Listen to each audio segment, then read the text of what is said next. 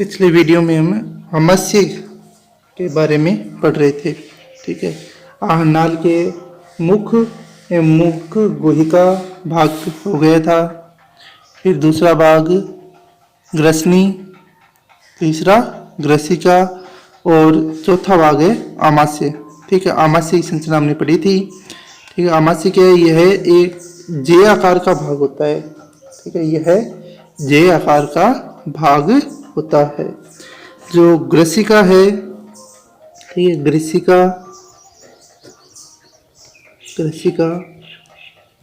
आमाशय में खुलती है। ग्रसिका आमाशय में खुलती है। ग्रसिका कहाँ पर आकर खुलेगी? आमाशय में। ठीक है, इसके बाद जो आमाशय है इसके 3 भाग होते हैं। आमाशय के 3 भाग होते हैं। ठीक है, आमाशय की संरचना बड़ी थी हमने कुछ ये तो थी ग्रसिका। फिर ग्रसिका है वो खुलेगी आमाशय में, ऐसे खुलती है आमाशय में। ठीक है, फिर आमाशय के यहाँ से 3 भागों में आमाशय वो बंटा होता है। सबसे पहला भाग होता है ये यहाँ वाला। ठीक है, इस भाग को बोलते हैं जठरागम भाग। ये भाग कौन सा था? जठरागम भाग। ठीक है, दूसरा भाग बीच वाला फटा था। बीच वाले भाग का नाम हमने बोला था फंडस भाग। फंडस भाग। और तीसरा और लास्ट अंतिम भाग है ये वाला, इसका नाम था जठर निर्गमी भाग। जठर निर्गमी भाग। ठीक है, ये ऊपर ग्रसिका। ठीक है, ये और छोटी आंत का ये सबसे पहला भाग है ग्रहणी। अब देखो आगे सबसे पहला भाग है उसके बारे में पढ़ते हैं। सबसे पहले भाग का नाम है, आमाशय के सबसे पहले भाग है, इसका नाम है जठरागम भाग। जठरागम भाग। ठीक है, इसको इंग्लिश में बोलते हैं कार्डिक पार्ट। कार्डिक पार्ट, जठरागम भाग। जठरागम भाग है, यह ग्रास नाल से जुड़ा हुआ होता है। ऊपर से किससे जुड़ा होता है? ग्रास नाल या ये यहाँ से। ठीक है, ग्रास नाल या ग्रसिका से जुड़ा हुआ होता है। ठीक है, ग्रासनाल है, ग्रासनाल वह जो जठरागम भाग है इसके बीच में जो मार्ग पाया जाता है, यानी इसके बीच का जो रास्ता है, इसके बीच के रास्ते को कार्डिया कहते हैं। ठीक है, यानी ये हो गया ग्रसिका। ठीक है, ग्रसिका यहाँ से आमाशय से यहाँ से जुड़ रही है, ये हो गया जठरागम भाग। इसके बीच का जो ये मार्ग है, ये वाला मार्ग, इस मार्ग को कार्डिया कहते हैं। इस मार्ग को कार्डिया। ठीक है, तो जठरागम भाग यह ग्रासनाल से जुड़ा होता है।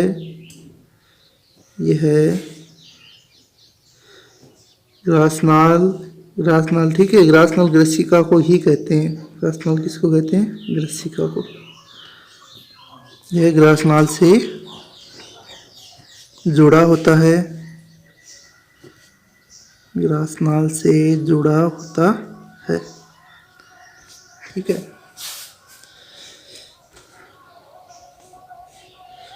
ग्रासनाल व जठरागम, ग्रासनाल व जठरागम के बीच के मार्ग को, ग्रासनाल व जठरागम के बीच के मार्ग को कहते हैं कार्डिया। ग्रासनाल व जठरागम के बीच के मार्ग को कार्डिया कहते हैं। इन दोनों का बीच का मार्ग है वो कार्डिया कहलाता है। अब देखो, जहाँ से ये भाग है जठरागम, यहाँ पर है, यहाँ से ग्रासमाल ग्रसिका से जुड़ रहा है, तो यहाँ पर एक अवरोधनी पाई जाती है। ठीक है, यानी जठरागम भाग जहाँ से ग्रसिका से या ग्रासमाल से जुड़ता है वहाँ पर एक अवरोधनी पाई जाती है, और इस अवरोधनी का नाम होता है जठरागम अवरोधनी। ठीक है, यानी जो जठरागम भाग, जठरागम भाग जिस स्थान से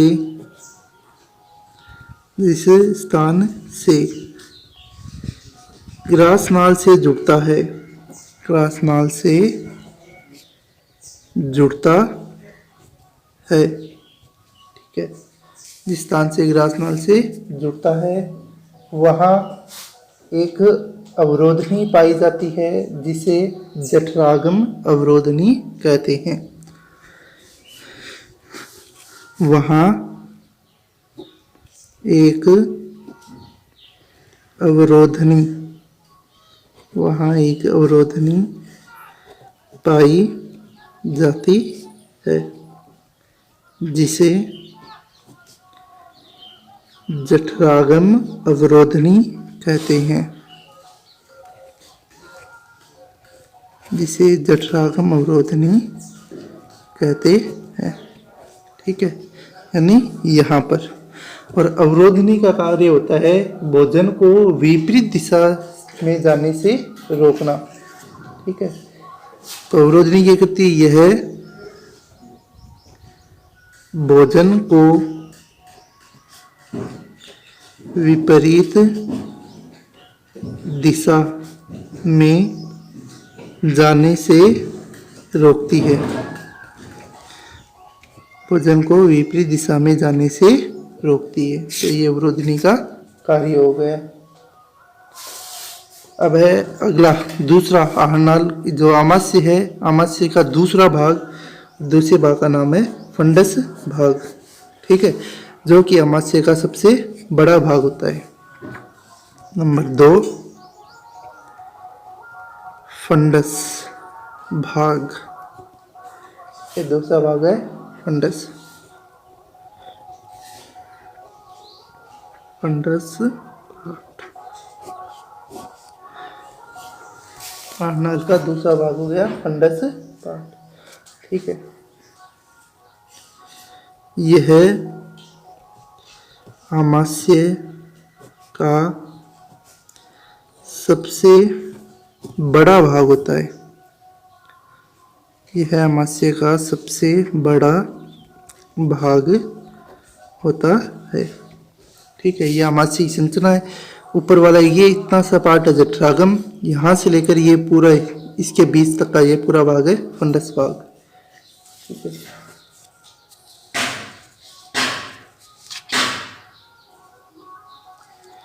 अब देखो जो आमाशय है, आमाशय के अंदर भी पाचक रस है वो पाए जाते हैं जो कि भोजन को पचाने का काम करते हैं। तो इस फंडस भाग में ही पाचक रसों का स्राव होता है।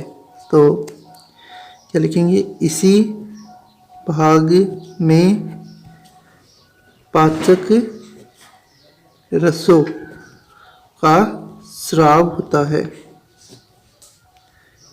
इसी भाग में पाचक रसों का स्राव होता है। तो ये दूसरा भाग हो गया फंडस भाग। अब है अगला तीसरा भाग जिसका नाम है जठर निर्गमी भाग। 3 नंबर जठर निर्गमी भाग। ठीक है, इसको इंग्लिश में बोलते हैं pyloric part, pyloric part. Number 3 ये जठर निर्गमी भाग। ठीक है, देखो ये भाग कौन सा है, जठर निर्गमी, ये वाला भाग है, इसको बोलते हैं जठर निर्गमी भाग। ठीक है, इसके नीचे छोटी आंत है वो शुरू हो जाती है, और छोटी आंत का जो सबसे पहला भाग है वो कहलाता है ग्रहणी। छोटी आंत का सबसे पहला भाग क्या कहलाता है, ग्रहणी, ये वाला भाग। तो जो जठर निर्गमी भाग है यह ग्रहणी से जुड़ा होता है। ठीक है, यह ग्रहणी से जुड़ा होता है।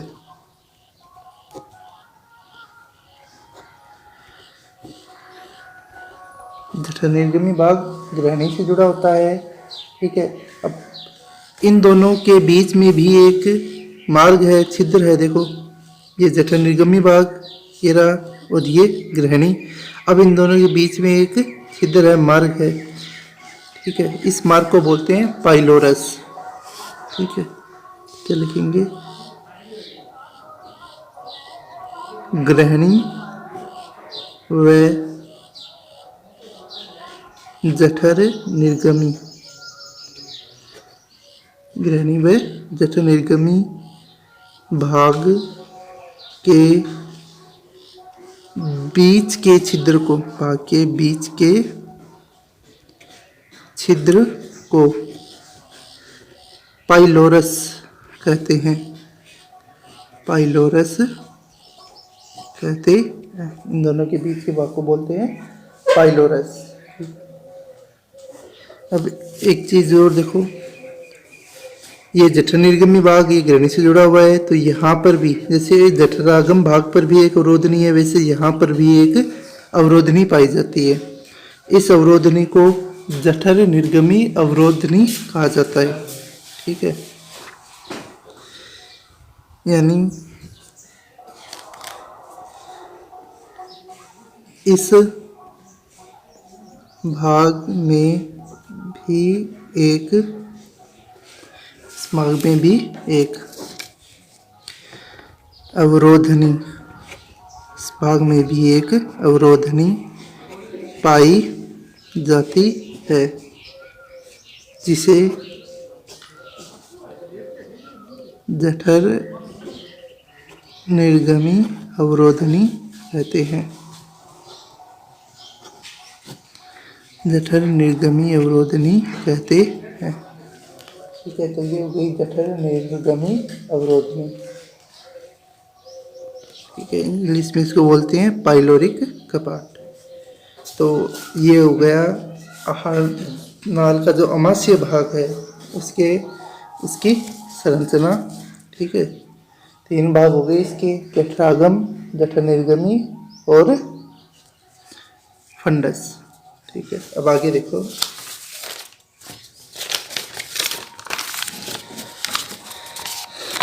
आमाशय है। आमाशय में जठर रस स्रावित होता है। ठीक है, और जठर रस में पाया जाता है हाइड्रोक्लोरिक अम्ल। हाइड्रोक्लोरिक अम्ल है, उसकी पीएच काफ़ी कम होती है, यानी वो हाइड्रोक्लोरिक अम्ल है HCl, इसकी पीएच काफ़ी कम होती है। और इसकी पीएच काफ़ी कम होने के कारण, ठीक है, यह आमाशय को भी पचा सकता है, लेकिन हमें पता है कि आमाशय है उसका पाचन नहीं होता है। ठीक है, तो आमाशय का पाचन क्यों नहीं होता है, इसका कारण यह है कि आमाशय है, इसकी भित्ति, आमाशय की भित्ति का निर्माण अनेक स्तरों से होता है। ठीक है, उसमें से एक स्तर होता है, उसमें से जो स्तर है वो स्तर श्लेष्मा का स्राव करते हैं, और वह श्लेष्मा है वो आमाशय को स्वपाचन से बचाता है। ठीक है, तो क्या है, आगे क्या लिखेंगे?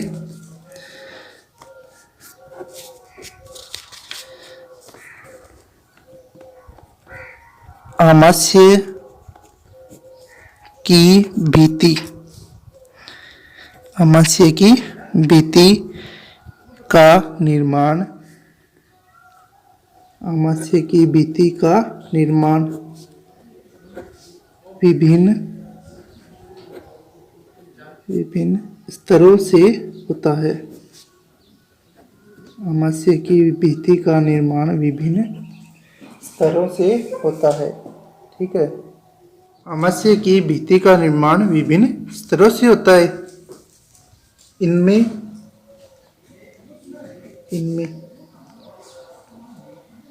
श्लेष्मा स्रावित, इनमें श्लेष्मा स्रावित करने वाली श्लेष्मा स्रावित करने वाली कोशिकाएं होती है।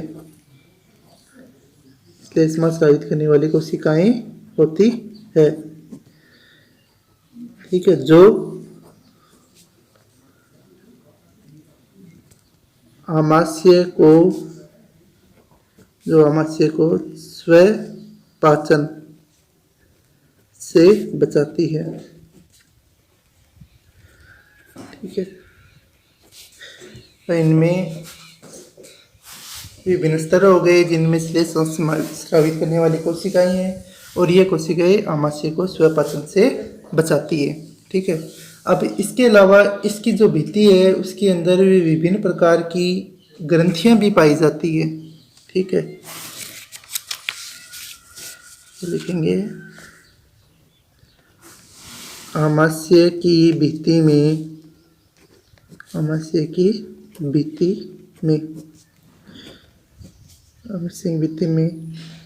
दो प्रकार की, ठीक है, दो प्रकार की ग्रंथियां होती है। दो प्रकार की नलिकाकार ग्रंथियां, दो प्रकार की नलिकाकार ग्रंथियां पाई जाती है। दो प्रकार की नलिकाकार ग्रंथियां पाई जाती है। ठीक है। पहले प्रकार की जो नलिकाकार ग्रंथियां हैं उनका नाम है तय। ठीक है। यहाँ इसे समझ लो, आमाशय में ग्रंथियां, आमाशय में ग्रंथियां है दो प्रकार की। ठीक है। नलिकाकार ग्रंथियां वो है कितने प्रकार की? दो। पहला है जठरागम ग्रंथियां, जठरागम ग्रंथियां, और दूसरी होती है जठर निगम ग्रंथियां, जठर निगम ग्रंथियां। ठीक है। पहली जठरागम ग्रंथियां और दूसरी जठर निगम ग्रंथियां। जो जठरागम ग्रंथि है, जठरागम ग्रंथियां ये अम्लीय जठर रस स्रावित करती है। जठरागम ग्रंथियां क्या स्रावित करती है? अम्लीय जठर रस। और जठर निगम ग्रंथियां है, ठीक है, यह मुख्यतः श्लेष्मा स्रावित करती है। ये स्रावित करती है श्लेष्मा। ठीक है। अम्लीय जठर रस है, इसमें पाया जाता है हाइड्रोक्लोरिक अम्ल। अम्लीय जठर रस में पाया जाता है हाइड्रोक्लोरिक अम्ल। ठीक है। अब इन ग्रंथियों की कुछ कोशिकाएं होती है, इन ग्रंथियों की कुछ कोशिकाएं जिनको बोलते हैं जाइमोजन कोशिकाएं। ये पेप्सिनोजन नामक हार्मोन है वो स्रावित करती है। ठीक है। तो आगे क्या लिखेंगे? इन ग्रंथियों की जाइमोजन कोशिकाएं, जाइमोजन कोशिकाएं, ठीक है, इन जाइमोजन कोशिकाओं को मुख्य कोशिकाएं भी कहते हैं। तो जाइमोजन कोशिकाएं या मुख्य कोशिकाएं, इन ग्रंथियों की जाइमोजन या मुख्य कोशिकाएं पेप्सिनोजन स्रावित करती है। पेप्सिनोजन, ठीक है, पेप्सिनोजन हार्मोन स्रावित करती है, स्रावित करती है। ठीक है। पेप्सिनोजन हार्मोन है वो प्रोटीन के पाचन के काम में आता है। ठीक है। तो इन ग्रंथियों की जाइमोजन कोशिकाएं या मुख्य कोशिकाएं कौन सा हार्मोन स्रावित करती है? Pepsinogen hormone. ठीक है। और जो जठरागम ग्रंथि है, ठीक है, जठरागम ग्रंथियों के अंदर कोशिकाएं होती है अम्लजन कोशिकाएं, और ये अम्लजन कोशिकाएं हैं वो हाइड्रोक्लोरिक अम्ल स्रावित करती है। ठीक है। यानी अम्लजन कोशिकाएं, अम्लजन कोशिकाएं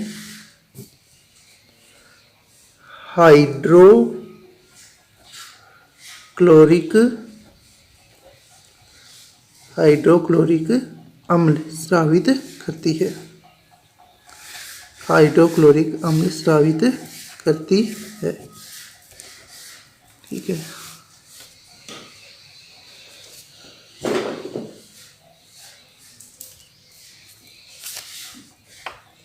तो ये हो गई आमाशय की संरचना। अब आहारनाल है। आहारनाल का आमाशय के आगे वाला भाग, आमाशय के आगे वाला भाग आता है छोटी आंत। तो नई अगली हेडिंग आ जाएगी अपनी छोटी आंत। ठीक है, छोटी आंत। देखो, जब ये हमने पढ़ा था कि यहाँ पर ये आमाशय है। ठीक है, आमाशय का जो अंतिम भाग है जठरनिर्गमी भाग, ये ग्रहणी में खुलता है, और ये ग्रहणी है वो छोटी आंत का सबसे पहला भाग होता है। ठीक है, तो छोटी आंत में क्या लिखेंगे? आमाशय का